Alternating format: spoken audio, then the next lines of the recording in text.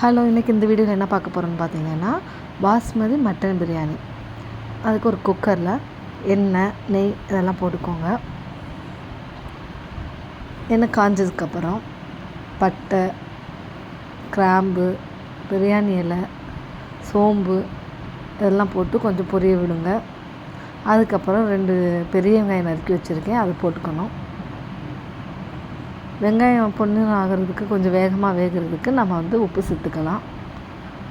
நல்லா பொன்னிறம் ஆனதுக்கு அப்புறம் இஞ்சி பூண்டு பேஸ்ட்டு சேர்த்துக்கோங்க.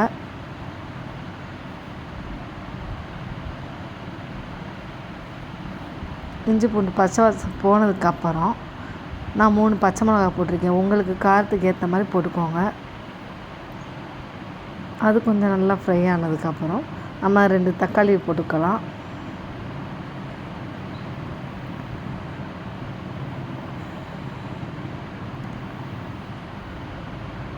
தக்காளி நல்லா மசிஞ்சு வந்ததுக்கப்புறம் சில்லி பவுட்ரு, மஞ்சத்தூள், கரம் மசாலா, மட்டன் மசாலா எல்லாம் நம்ம ஆட் பண்ணிக்கலாம். ஆட் பண்ணி நல்லா கிளறி விட்ருங்க. அதுக்கப்புறம் தயிர் கொஞ்சோண்டு சேர்த்துக்கோங்க.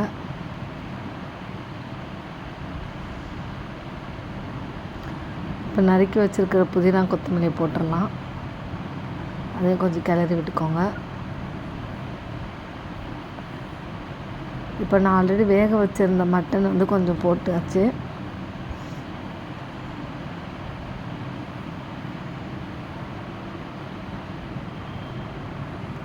அதுக்கப்புறம் 20 நிமிஷம் ஊற வச்ச பாஸ்மதி ரைஸை நம்ம ஆட் பண்ணிக்கலாம். நான் 1.5 டம்ளர் போட்டேன். அதுக்கு நான் 3 டம்ளர் தண்ணி ஊற்றினேன்.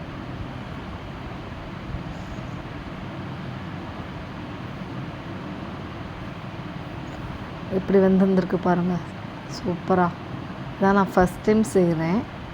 ஸோ நீங்களும் இதே மாதிரி ட்ரை பண்ணி பாருங்கள். கண்டிப்பாக ரிசல்ட் பெஸ்ட்டாக வரும். இப்போ நம்ம சாப்பிட போகலாமா? அவ்வளோதான், செஞ்சு முடித்தோன்னா நான் ஃபஸ்ட் டைம் பாஸ்மதி ரைஸில் செய்கிறேன். டேஸ்ட்டும் வேறு லெவலில் இருந்துச்சு. இதே குவான்டிட்டியில் செய்யுங்க, கண்டிப்பாக பெஸ்ட்டு ரிசல்ட் தான் வரும். இந்த வீடியோ பிடிச்சிருந்தா மறக்காமல் ஷேர் பண்ணுங்கள், லைக் பண்ணுங்கள், கமெண்ட் பண்ணுங்கள்.